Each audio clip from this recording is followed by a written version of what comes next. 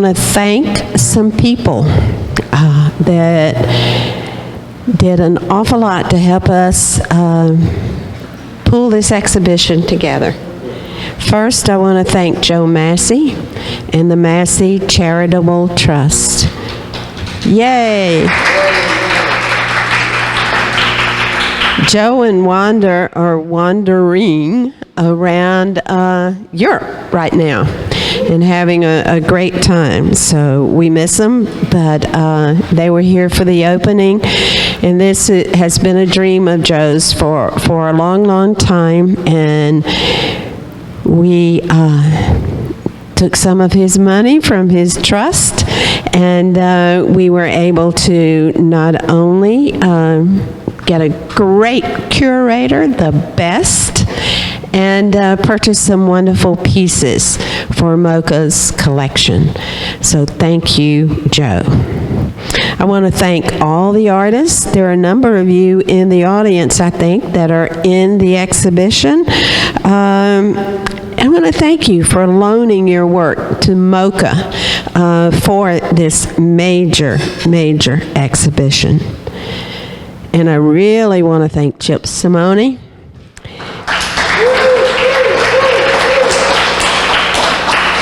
for bringing all the artists together for this exquisite and major, major photography exhibition.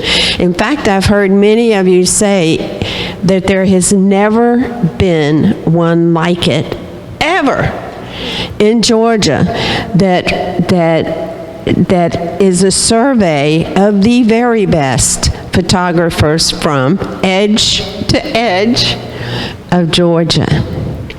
So, Chip, thank you so much for such a great job. Well done. I would now like to turn it over to you, Chip, to introduce our guest artist, Jessica Hines.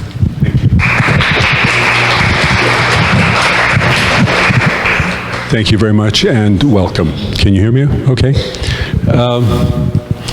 Before I introduce Jessica, I just want you to look around this room and look at the amazing pictures that are in this room, and give a round of applause for all of the wonderful artists that we have here in the state of Georgia.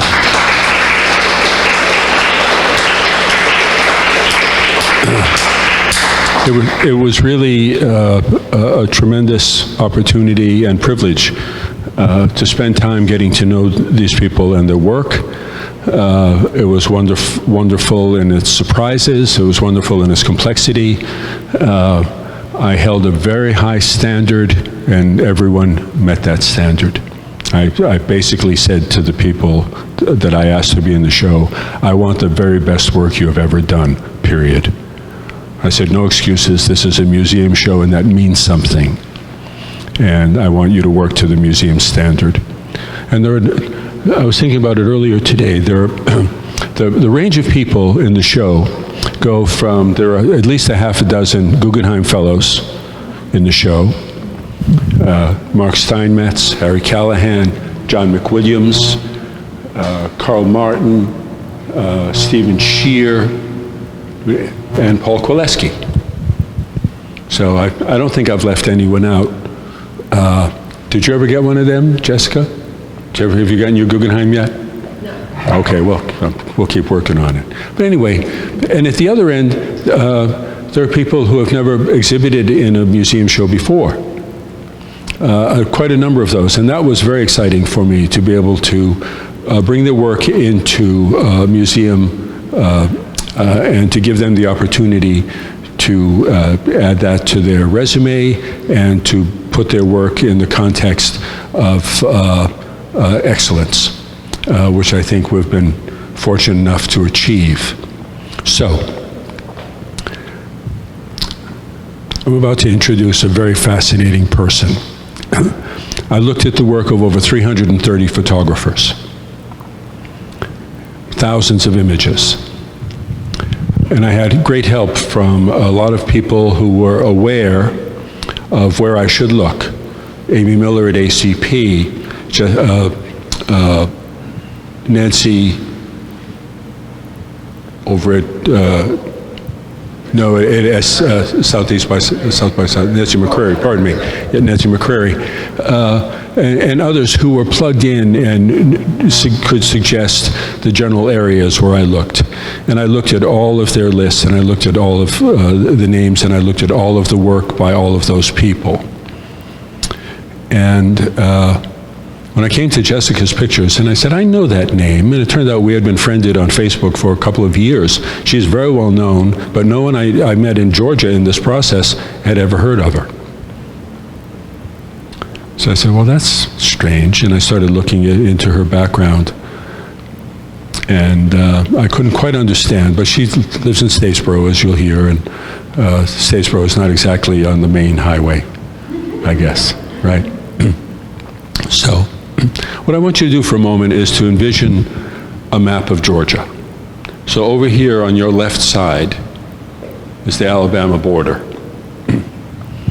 Then from kind of gets narrow at the top, tapers down a little bit toward the ocean, tucks back in, runs into Florida down in here. So down in this corner of the state of Georgia, in the very tightest corner of the state where Alabama and Florida and Georgia come together is a small town where Paul Kowaleski was born. Now, we've dedicated the show to Paul because of his dedication to photography, his commitment to it as an expressive form of artistic work, to the fact that he lived down there, he was self-taught for much of his career. He never really talked to other people. He sort of kept to himself. And in the process, produced 40 years of incredible work dedicated to that particular place in Georgia. If you kind of slide across to the other side of the state at about the same parallel, there's Statesboro at the other end. And in Statesboro, Georgia, there's a woman who was doing some of the most poetic work I had ever seen. She was taking a fairly straight-ahead process of direct photographic work, but finding a way to convert it into the most elegant, poetic, expressive, personal work. As I dug deeper into her background, I realized that she was as crazy as me.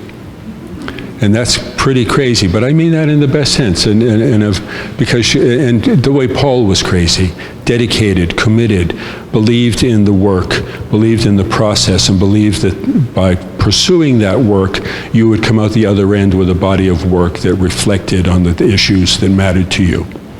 Jessica had some pretty unique circumstances.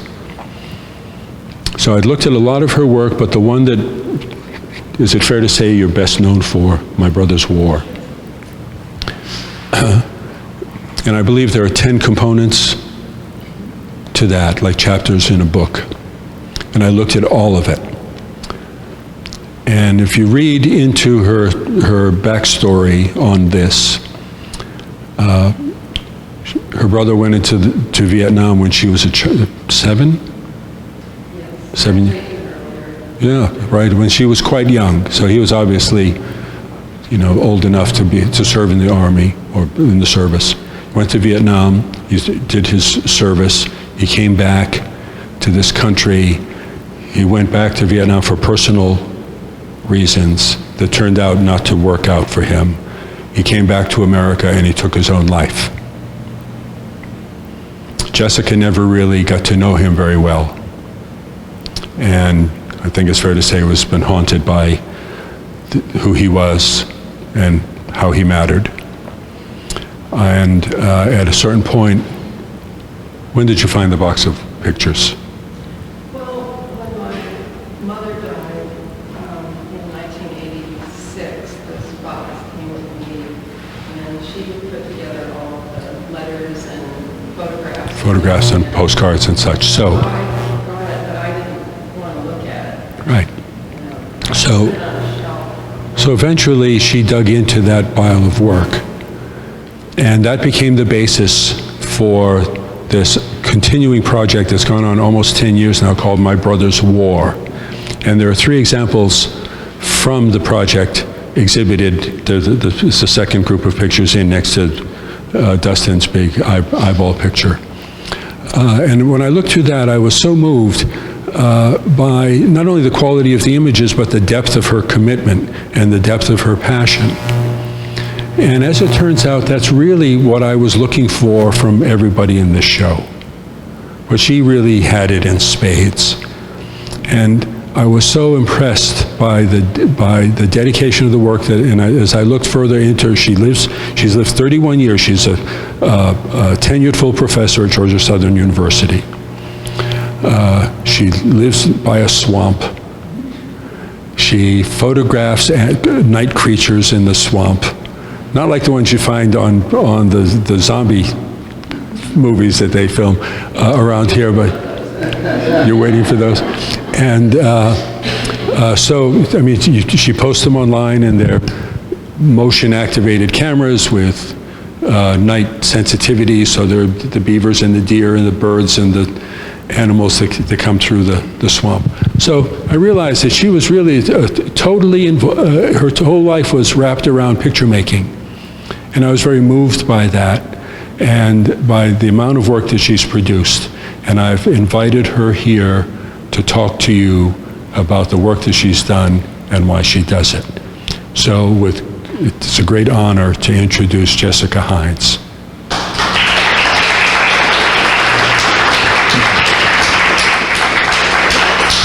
Here you go, sweetie. Very much. Thank you. Welcome. Well, I would like to show you some images. I thought about, and thank you for coming. I'm a shy person and kind of nervous when I talk in front of groups. Even though I've taught at a university for what seems like a million years now, I still get a little nervous when I get in front of a crowd. But I have put together a number of images from sort of the history. It felt like this week was a this is your life kind of moment where I started pulling out photographs that I made, starting with maybe the first picture I ever really liked. And I've got a handful of those that I'll show you and sort of move through. I'd like to eventually spend a little bit more time talking about my brother's war, which is close to my heart, and would like to allow a little more time for that. And I'd like to allow time for you to ask questions too, if you have any. But I thought I'd just talk a little bit about how a person, namely me at least, got interested in photography. And obviously you are probably interested in photography. Maybe you also take photographs. And I always wonder how people get started with that. And for me, it just became a little bit of an obsession as a child when my father took lots of photographs of the family. And it seemed like a little magic box, you know, that you press. And back then, you had to wait a week to see the pictures. And it was sort of magical. So I really wanted to get into it. And actually now, as a teacher of photography, one day in class, it just hit me what the camera really is. And you know what it is? It's a box with a button on it, and it shows you what you're interested in.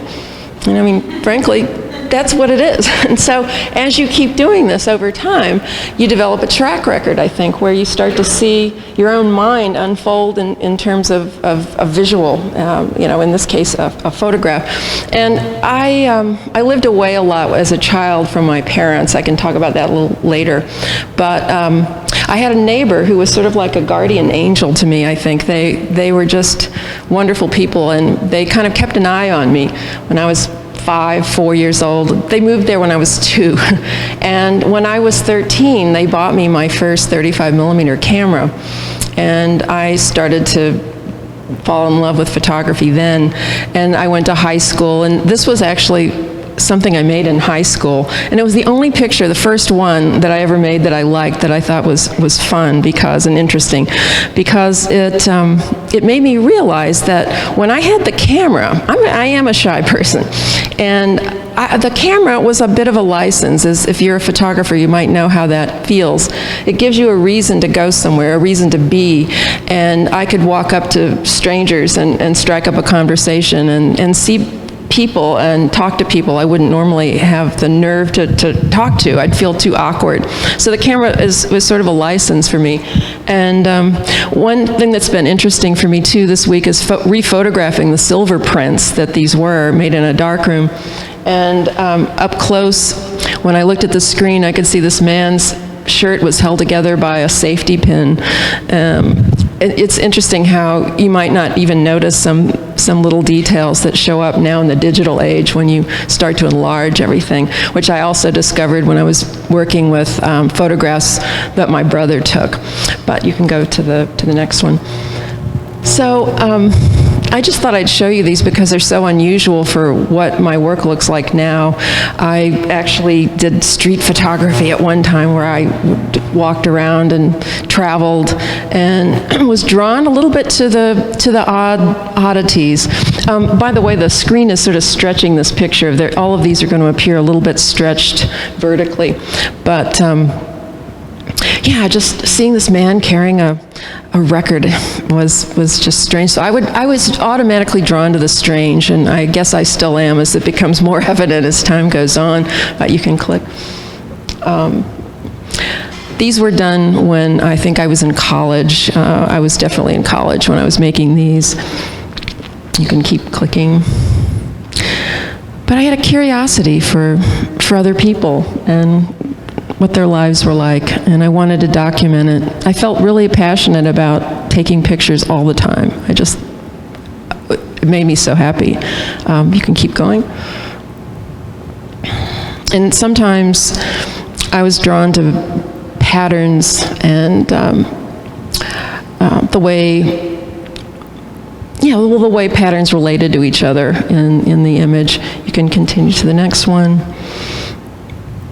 And I noticed as I look through my work that I started to veer away from photographing people over time.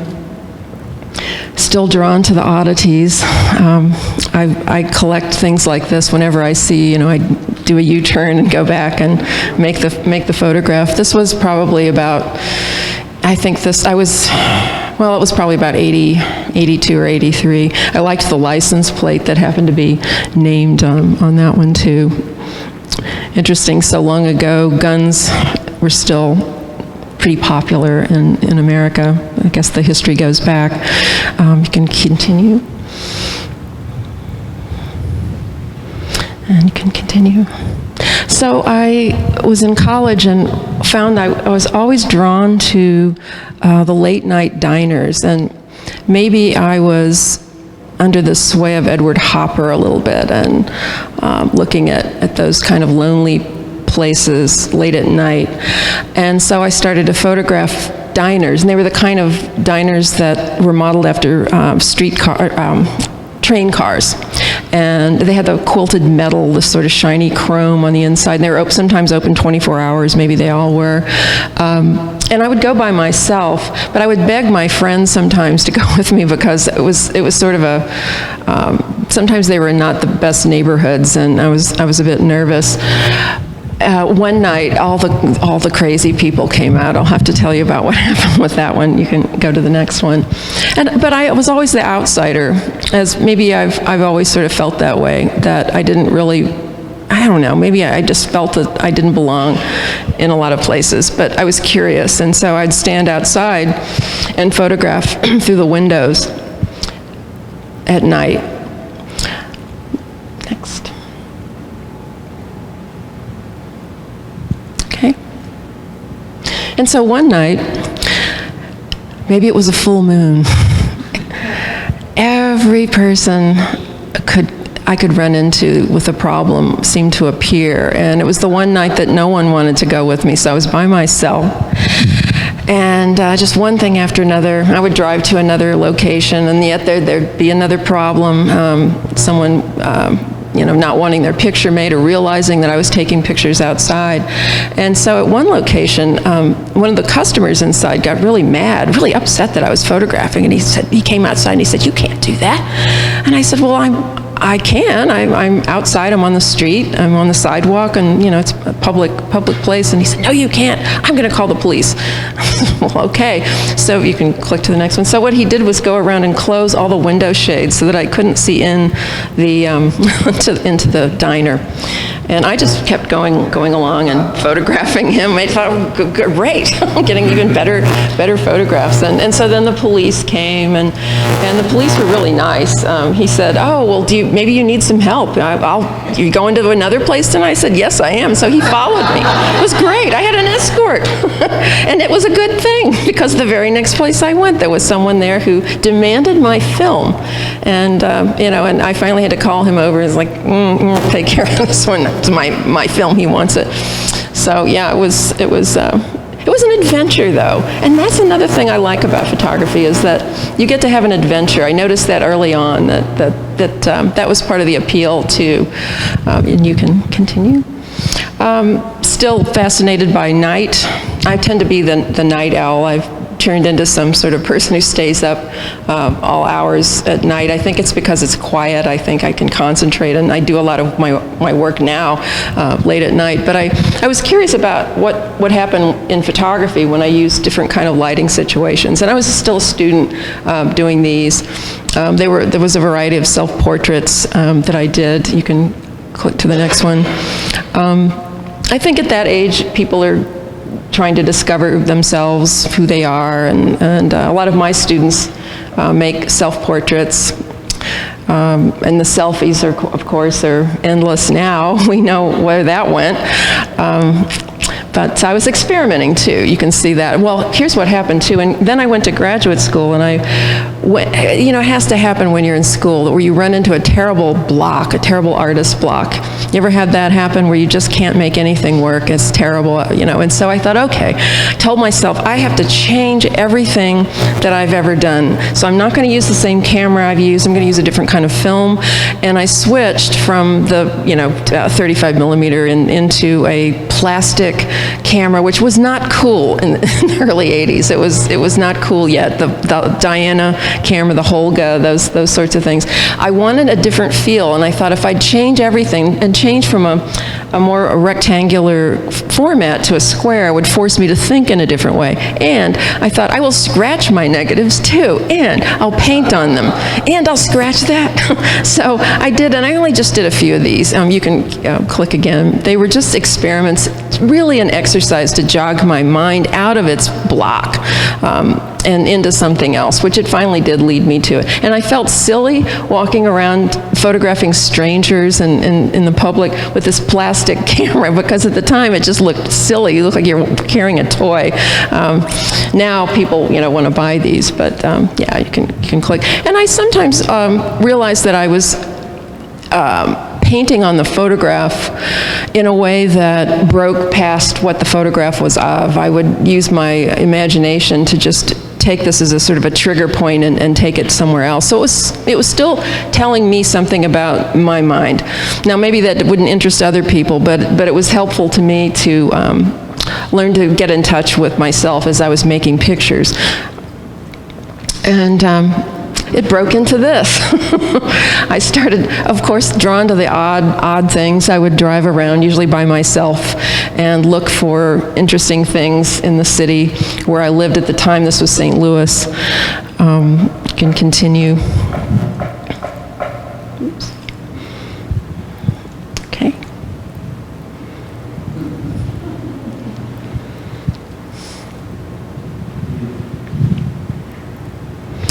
Okay, and so it led to some other work that I did for a while called the Dream Series, and I went out one day I would throw props into the car, and not really knowing what to expect. It was another adventure. Someone told me I should go to a particular location, and it was a couple of hours from where I lived, and I thought, okay, I'm going to do that. And I just set up a tripod and started taking pictures. But at the time, I used infrared film. It was a black and white infrared film.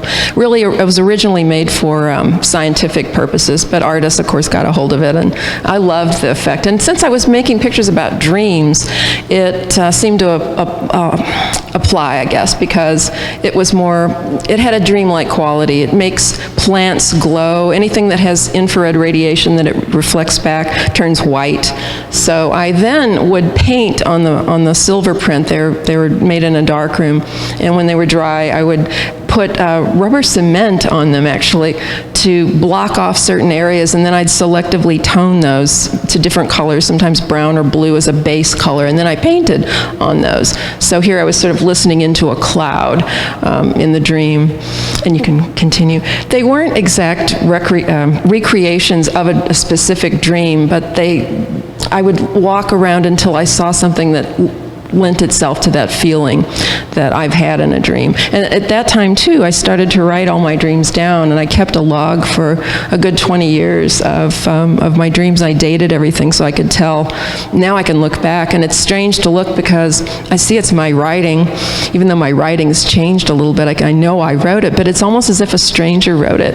And you know, we're asleep for a third of our lives, a full third of our lives. So if you live to be 75, say, or age 75, you will have slept for 25 years. And I think there's something to be said about what happens in the mind when we're asleep. And I think we're very creative in our sleep. If you pay attention, if you can try to remember the dreams. I've just made a lot of interesting discoveries personally about that from reading mine and from making pictures. I'm sorry, you can continue.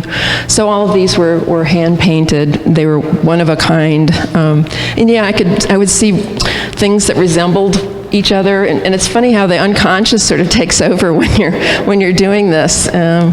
Okay. The start of this was I noticed I was making pictures of things that had black and white patterns, and I wanted to do a technical process that would allow the viewer to really see that it would stand out a bit more. So that's where the selective toning came in, and then I painted. So next, and they're all in infrared. It looks like she's running away from home in the year 2525 or something. Okay, continue. And I did some more self-portraits. In my dreams, lots of times I didn't see faces. For years I didn't see faces. I still kind of rarely do. It's more of an overall feeling of it. So my pictures reflected that. Okay.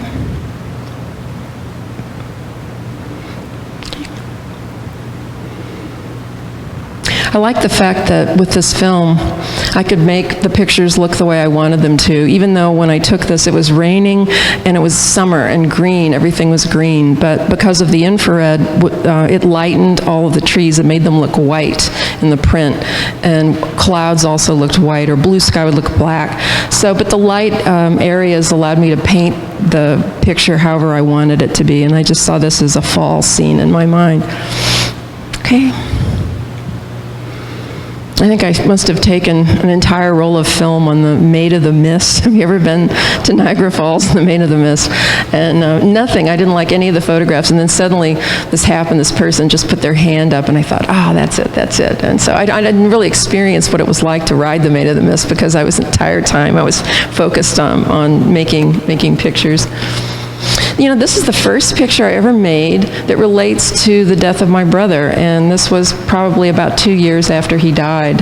And I can look back through different bodies of work and I'll see a picture that I made that relates to that. And this is it's hard to tell what it is, but this is a shoe that he sent to me from Vietnam when I was a little girl that I could wear. They were high heel shoes, and he thought that would be neat. He sent me a box of all kinds of things that he thought I would like. And I went out in a snowstorm, or right after a snowstorm. I lived in Illinois at the time, south of Chicago, and it was freezing cold. And I loved the way the wind would whip up the snow and make these interesting peaks. And so I drove around until I found one. And it's so embarrassing to be on the side of the road doing this. I had to take my coat off because I thought that wouldn't come across very well with a down coat in the dream. You don't need a coat in a dream, right? Because we can walk underwater, we can breathe, and all sorts of things like that. But it was the beginning of starting to think about that and how I might express it with photography, but it was many years. It was many, many years before I could ever do that. But this did lead to another body of work that everything was beginning to turn inside. Instead of outside, the way my early photographs were, out searching for things, looking, walking around, kind of like John Sarkowski's Mirrors and Windows, if you know the show that he did, sort of an iconic show which he divided photography into two basic kinds of groups, where there are people who go out and photograph the world, and theirs are sort of windows on the world, and the other was the mirror, which looks inward and is more about the photographer. And so I think I gradually turned into this sort of mirror photographer, and was definitely trying to find my way. So the pictures were set up. I photographed them with film and a macro lens, and I would collect all sorts of things. You can continue. And they were usually very personal, as almost all of my work has something very personal in it. That's a photograph of my father when he was a baby. My father was born in 1902. He'd be so old now, it's incredible to think about it. But he made drawings and things later of like little stick figures that are in my brother's war pictures of people at war. And so anyway, I'm always amazed that he was a baby, at this time. But his picture was in a glass paperweight, and he hated that picture. I remember he would try to scratch the back of it out. But I kept it, and it's one of the things I inherited. And so I made this photograph, and I called it Destiny. And this comes from my parents' wedding cake. This was on their cake. And it's sort of an unhappy marriage, and the roll of the dice, and broken dreams. There's a key, piece of a butterfly wing, just things I would find. And it was really, I would pull things together, and I suppose then it's my unconscious choosing the materials, and that's how I would work on these. Okay. I had a plant that a friend gave me that bloomed some years and years after she gave it to me, and it was a starfish flower. It's actually a carrion plant, so it draws flies. It's really a strange plant, but it pretends to be a starfish. So I was just fascinated. I love natural history. I study natural history, and physics. I love physics, and a lot of these things were coming in. I was just trying to understand how the world works, and that it's a fascinating place, and so that was coming into my images also.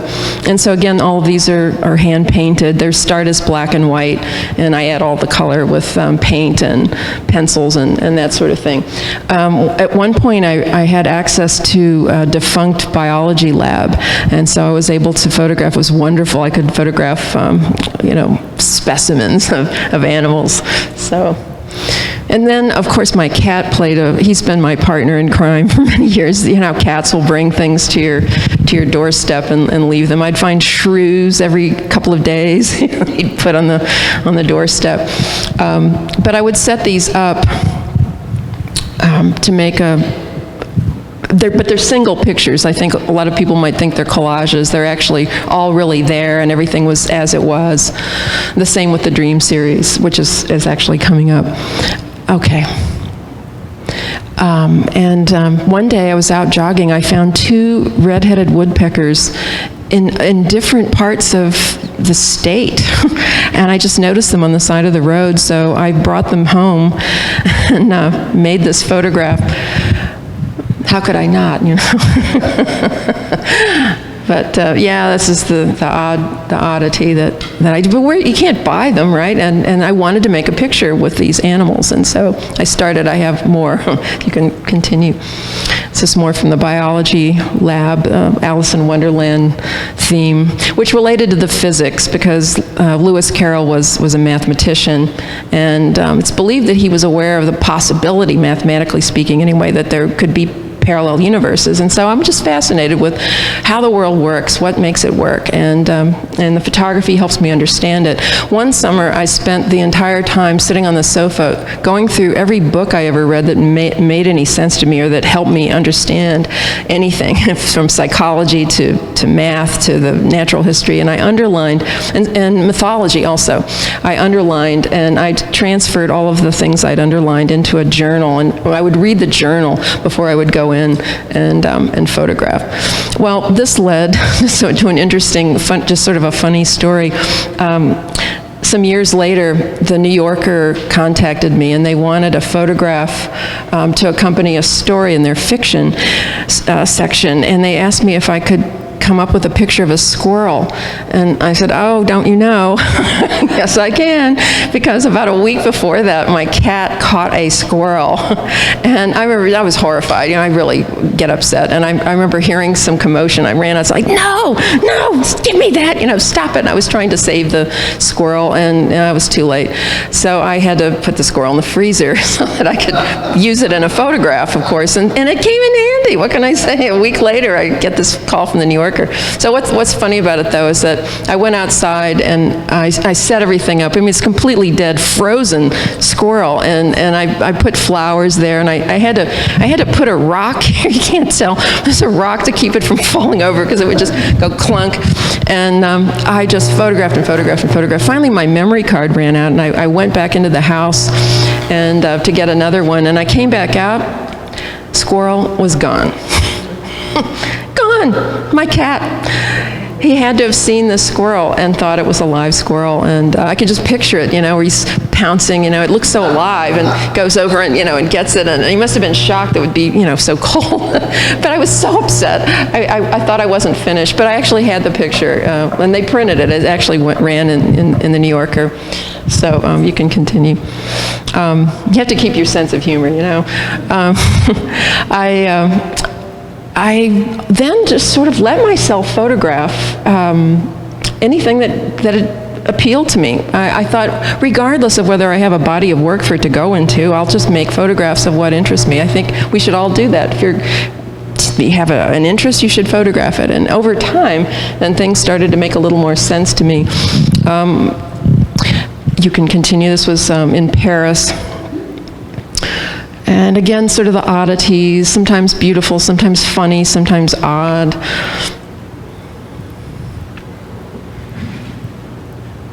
Okay.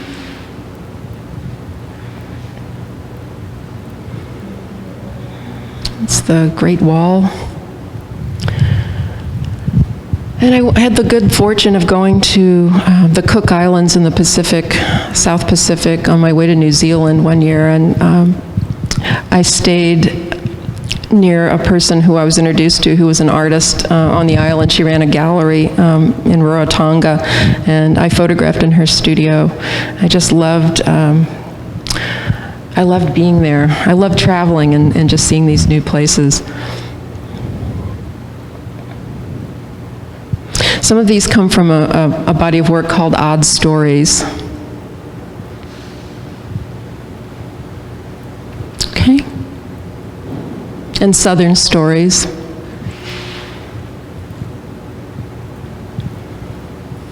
Okay. And that's Rain. It's funny, usually I'll photograph so many times, and it's rare that the first picture I take is the best one, but it turned out that it was. Another self-portrait. Sometimes I do take myself in shadow. Okay.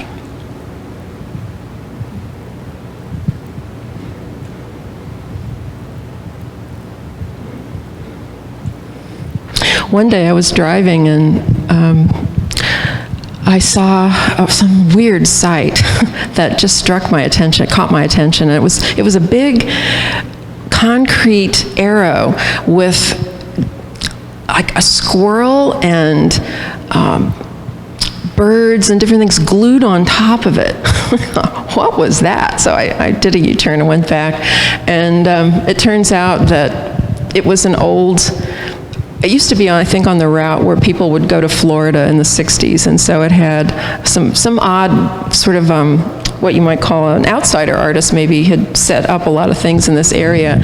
And you can click to the next one. The last thing I expected after I photographed the little weird arrow, I walked into the field, and truly the last thing I ever expected was to be chased down by a pack of wild dogs. But there they are. And I saw them barreling toward me, and oh my gosh, I took off running. Oh, I ran so fast. I got to the car. I didn't even want to look up to see if they were gaining on me, and I had locked it, and I got in the car. And so all of these were taken from the inside of my car, looking through the windshield at the mad dogs. I ended up photographing and filming them also. You can go to the next. This was the baddest of them all. Bit my tires. I have a film of the dog biting my tires. Golly, it's a good thing I got in the car, You can go to the next one. And yeah, different scene, different place, but it made me laugh, and so I like it for that. Okay.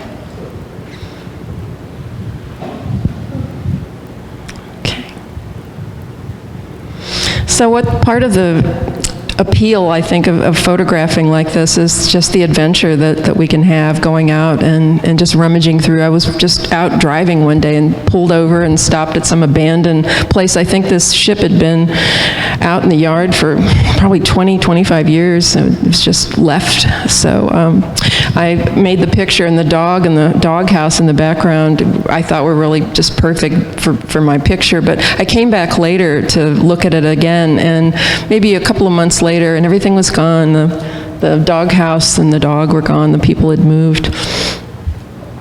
So this brings me to the work that I want to talk a little bit more about, which is my brother's war.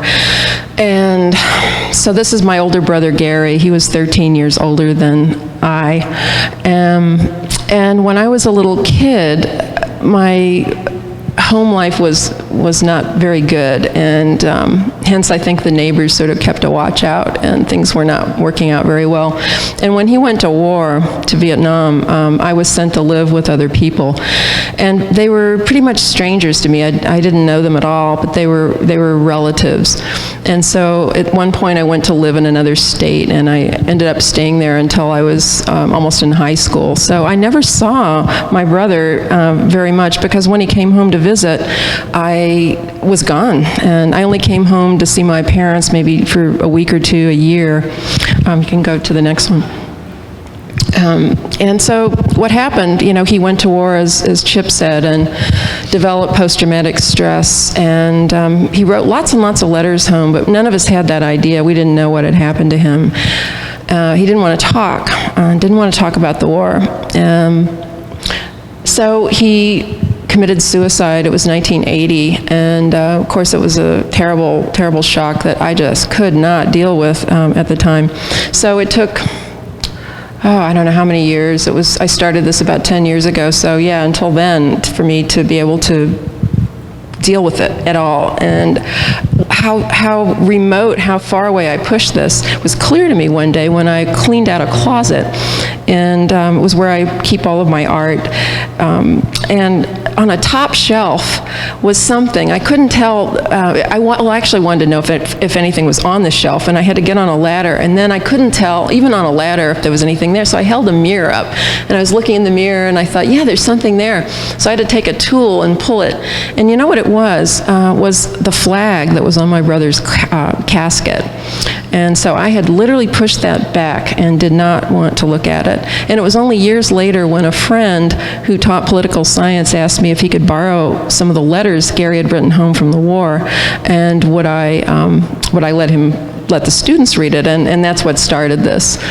So I made this picture of Gary as a child in the backyard making a tomato garden, and then my father took that. I wasn't born, sorry, the one on the left, but I made this photograph of the two of them.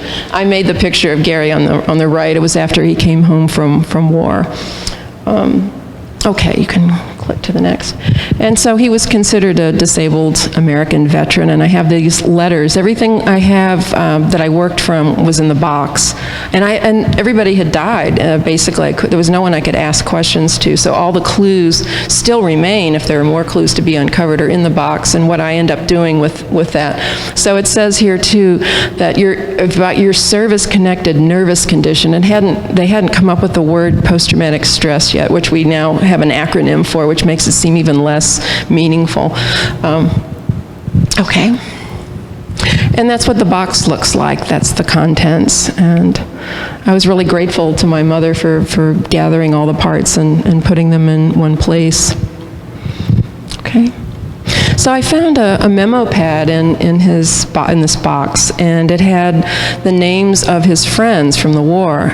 And I thought, you know what, I'm going to call these people. I'm going to look them up, because now the benefit of the internet is that we have the world at our fingertips. And if their names were unusual enough, I thought, you know, I might be able to find these people.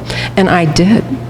35 years after the war, and I would preface by saying, you know, this is kind of an odd phone call, you know, and from a total stranger from, you know, 35 years, you might have known my brother. And one person actually sent me a photograph of Gary I'd never seen before of the, you know, where they were stationed.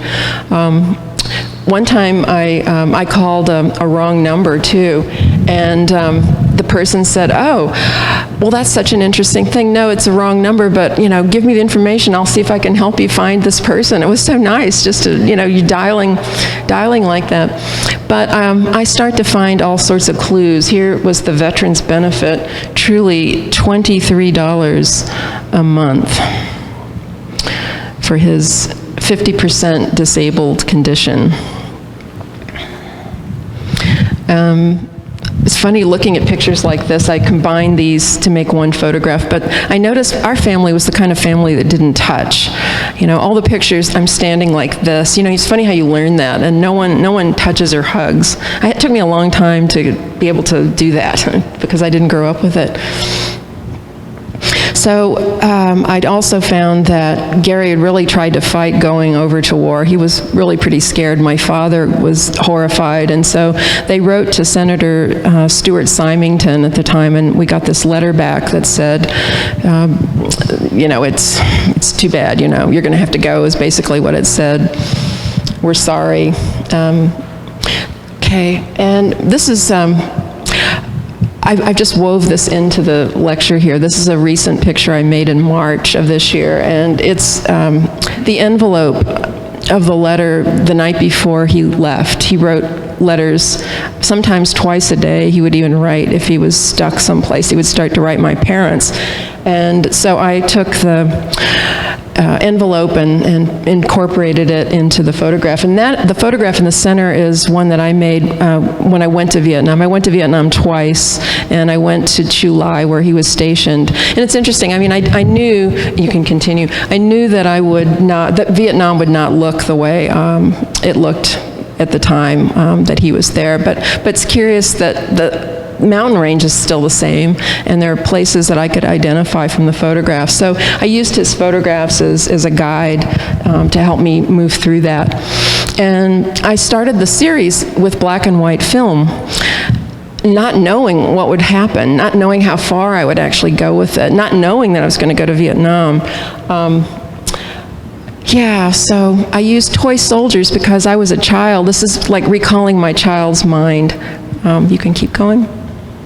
Sometimes odd things would happen, the way the shadows fell here, and I ended up seeing a skull in that, but I didn't make it, it just happened. Right before Gary died, he went on a camping trip to the Grand Canyon, and we found this Polaroid that he had a friend take, and he was standing, you know, on one leg because he didn't care anymore, and no one knew, you know, because he didn't talk. As so many veterans, I understand, are reluctant to talk much about their experiences. Okay. I managed to find where the location of the grave was because it was in the box. I didn't even know where he was buried. I knew nothing. It was such a dysfunctional family, and I just pretended a lot of things didn't happen. That was how I dealt with it for years. But I was able to go eventually and did visit the grave. And when I got there, I flew to St. Louis and spent a long time, just rented a car and went by myself, made a beeline to the cemetery and found his grave. And I had no idea. My mother is buried with him, and her name is on the other side, Frances Hines. And I thought, how can I make a picture of a grave without it being cliche? And so I had to go to work to try to figure out how I could express this. And it helped me. When I was there, I think photography can be so helpful in this way because I was dealing with such a heavy issue. And the fact that I had a camera in my hand and that I could make pictures that I could share later with other people gave me a reason for being there, and it helped me feel better about the whole experience. I also, on that same trip, found the place where he died. I had no idea. I wanted to see what it looked like. So I pulled up in my rental car and, looked out, and lo and behold, I was actually in front of it. I didn't even realize I thought I was going to have to get out and walk up and down the street a bit, but there it was. I was a little scared to get out of the car. I felt awkward, and I had the death certificate. And then I just walked up and down the sidewalk. I just sort of wanted to see what he saw when he walked into his apartment and what he saw when he left. And I decided then that I was actually going to go to Vietnam. I changed my work to color. You can continue sort of I don't know, I think of it like the Wizard of Oz a little bit, where suddenly everything's black and white and it turns to color, and I kept going with color after that. But this is my arrival in Chu Lai. It was all empty, and there was a huge storm cloud brewing. I had no idea what I was in store for. Can continue. So I started off by, I brought the letters back with me and held them up in front. I just felt compelled to do that. Okay. This was the year later. I went back because I felt I hadn't gotten enough. I can tell because the sky was cloudy day this time, this go round. But the storm, I had a really terrible storm hit. So what I did was hold up photographs that Gary had taken, and then I'd make a new one there in that location.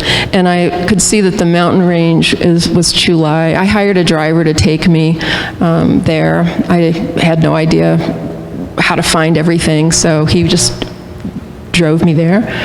And as time went on, I started learning about what these photographs meant. I knew, like the one that you just saw previously and this one, I learned what had actually happened because one day I got the bright idea to look up his troupe, and now everything's online, and so you can find information. And I went to the reunion too. Can you imagine? It was still like 3 weeks in the future. I thought, wow, I can go. I'm going to meet the people who were in Gary's troupe. And they were so kind to me. I brought these photos, and they could talk to me about some of them. And then on their website, they have a long list of dates and accidents and things. And so I found this helicopter accident and what had happened. You can continue. I use my thumb in a lot of these because it's a bit of a self-portrait, and it's my story too, just like it's his story. So I just like to leave a little evidence that there's a narrator, that there's somebody there experiencing it, because you know how photography can be very much seamless in the way that you forget there's a photographer. Photographs seem so natural to us, the way we experience them. But see, the mountain range in his photograph was a way I could match up the mountain when I was there. Okay. So this is the storm that hit my first hour in Chu Lai. It was just a violent thunderstorm, and I just kept photographing. This felt, it felt the way I felt. I felt like all of this happening, the storm, the rain, and everything felt like what I felt at the time.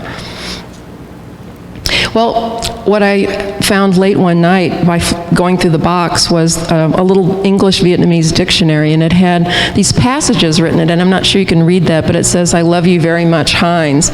And so I flipped through more, and there were more and more of these little messages written by someone, and it turns up he had fallen in love and had a girlfriend, and they had plans to marry. I found through calling some of his army friends through time. Okay. I love you too much. I only have her first name, so I doubt I'll ever find her, but I always thought about her when I walked around. I wondered if I could pass her on the street and never know. Okay. Okay. So while I was in Vietnam, I found a shop that had pictures that were of families, just snapshots. You know how we find here, too, where people don't know who they are anymore, and they go into some shop. And so I bought them, and, you know, I thought, if I could have family there and not even know. Maybe I'll never know. But I imagined, a lot of this is through my imagination. What was it like, and what kind of things did he experience? You can go to the next. Okay. This is one of his photographs. Later, I mean, I would have all these exciting things happen where suddenly I'd find negatives that I thought had been lost over time, and I had them all printed. I was so excited. I thought, maybe I'll learn another clue. I'll get another clue. I even went on eBay and I bought maps of Vietnam that were from the time period, and I bought a CD that some military people had made about Chu Lai, because I just wanted to know about it. It was before I went. These are more recent. I'm incorporating pictures and his letters that he wrote, so I'll now put the letters together. And he loved the Vietnamese, and he wrote his name in Vietnamese, and he writes my name in Vietnamese. And I'm just so fascinated by the stationery that they use, too. You would never see that, I don't think, in today's military world. But he loved the people, and he was interested. And I remember when I was in 4th grade, I think, I heard that he had asked my mother to buy him a book about the culture. And so someone had given him this traditional Vietnamese outfit, which I still have. Okay. When I went to the reunion, luck had it that I could pass through the Vietnam Memorial Wall, which I had also never been to, and I wrote a note and left it for Gary. I taped it to the wall, so his name was there for the day, because most people don't realize how many people die after the war, that the people who died in battle is just such a tip of the iceberg of what happened in the years that passed later. Okay. I think this is the only picture I have of us together. I went to Colorado where he moved, and you know, like so many of the veterans of the time, they grew their hair long and rebelled against society, went out to get away from society that seemed to reject them. And so I went one summer. I was 15, and I made this with incense. Okay.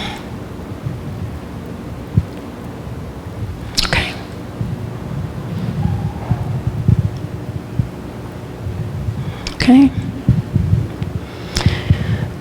He flew helicopters, and sometimes, they would land, and he would be on the front lines, delivering supplies and things. And so I know he must have seen some frightening things, but of course he never told us what those were.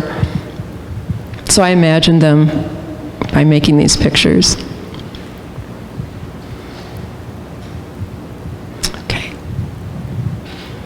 I think it's interesting to look as like little ways. You know how we take pictures of people who we hold on to pictures of people who have passed away. That his fingerprints were on here, and I mean, if you're in a war, your hands aren't going to be clean. So the book that he was going through to learn Vietnamese had fingerprints sometimes on it, and I liked that.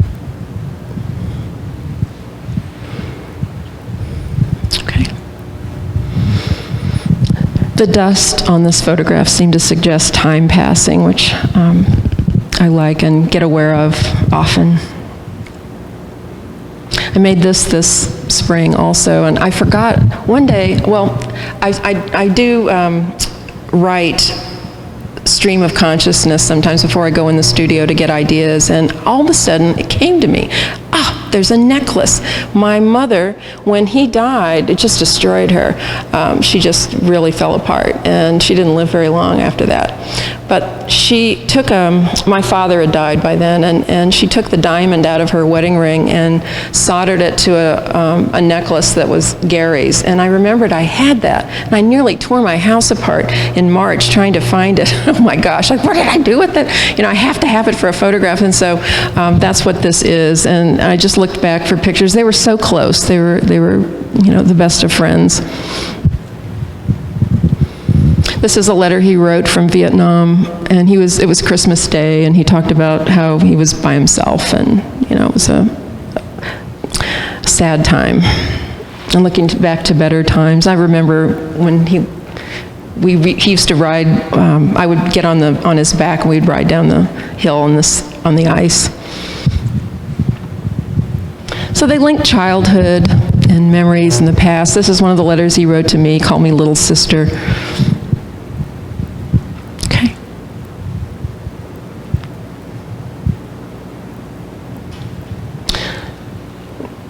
This one was obviously about turmoil. I decided to make a water tornado, because the real challenge of this project is that I'm photographing things that don't exist, and I have to create that feeling. Okay.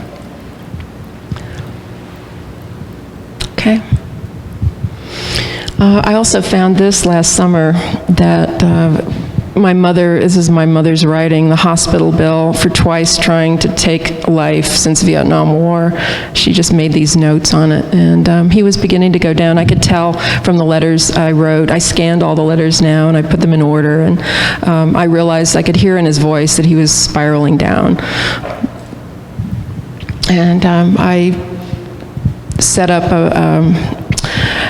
this photograph. It was from the old booths, that people would have their pictures made in.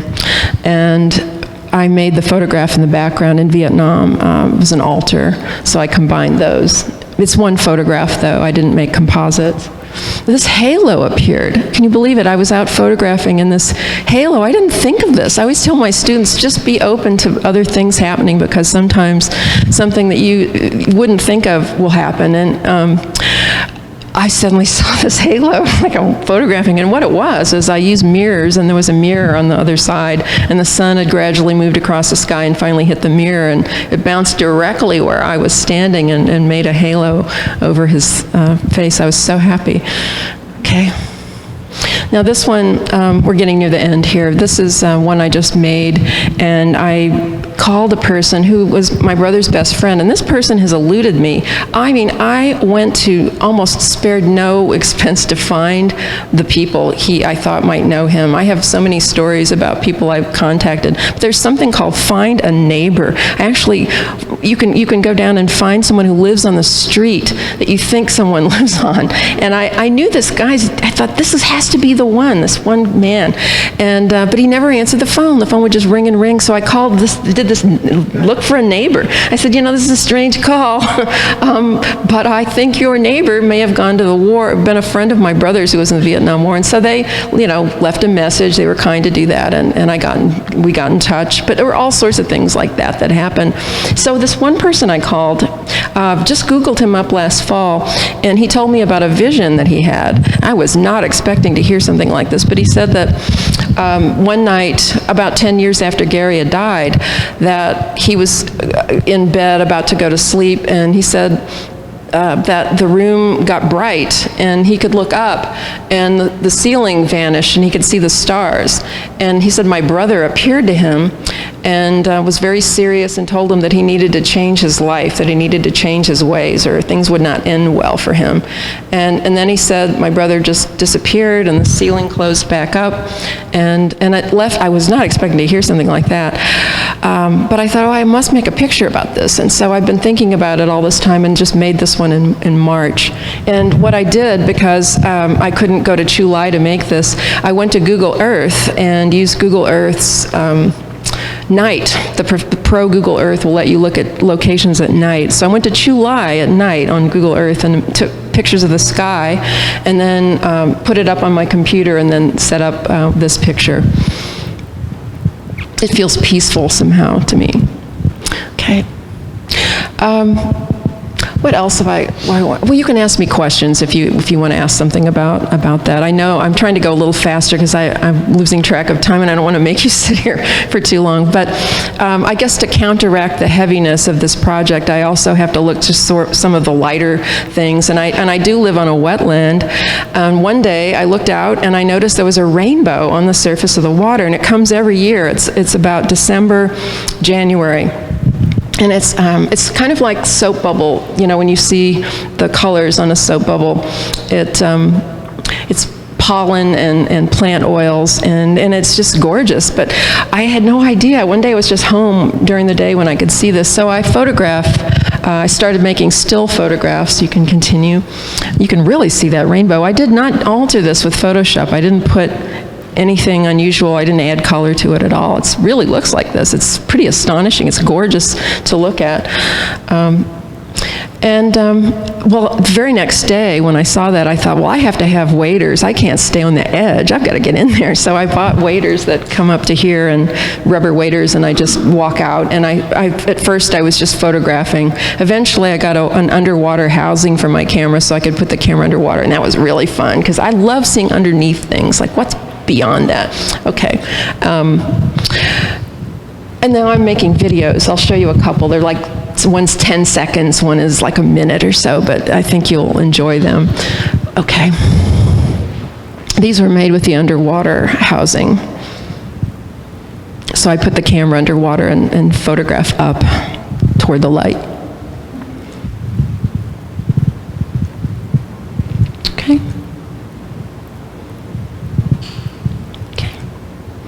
And I have pictures that I drew when I was about 4 years old. I wish I could find them, but I was interested in what was beneath the ground. And so I would draw pictures of what I thought existed under the surface of what we could see. And so I guess it's still in me to do this because of the underwater housing. So this was the camera halfway up and down. And that's my last image, but I just want to show you a couple of these little videos. I think you'll enjoy them. They're kind of magical, and they're only a minute long.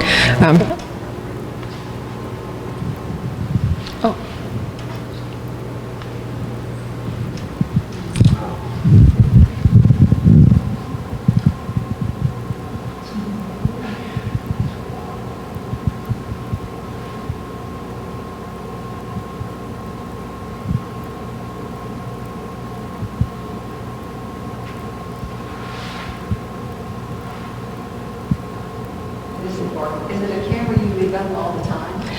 It's motion censored, so I wade out. Well, this one's on land, but I wade out into the water and I tie them to trees, and then any motion senses them. It's so much fun. I have a ball. What lights and so weird? It's infrared at night, so they can't see the light. Oh my gosh, I actually employ my cat. I've got a camera on him, and he goes out for me and makes videos. It's great. I can't wait to see what he's up to, and he's like climbing trees and chasing things. But he, it's still, that's them. Yeah, it's so much fun. Oh my gosh, and then I saw this. Wait, put the screen. Well, that's not very good, is it?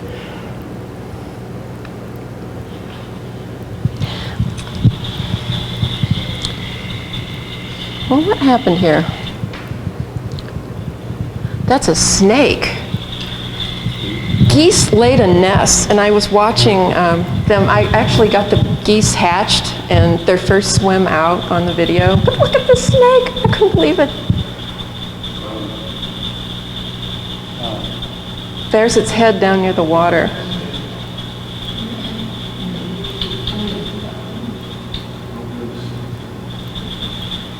The snake didn't get it. I was really happy. I had to go back out and find out. Let's see. This is just for the sense of humor that I can't help. Great egret.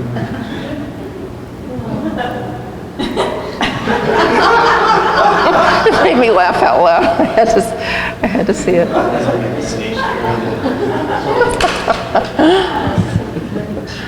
Let's see, and let's see. Oh, just for the sake of this one, I'm not going to show you all of these, but oh no. Well, okay, we won't do that.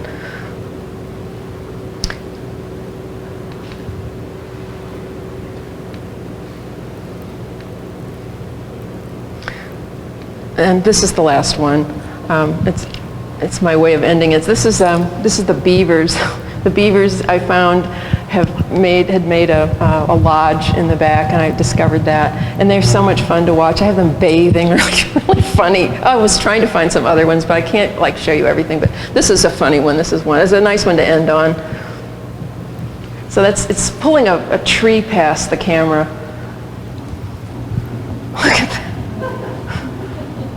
They disassemble my trees and carry them off into the night.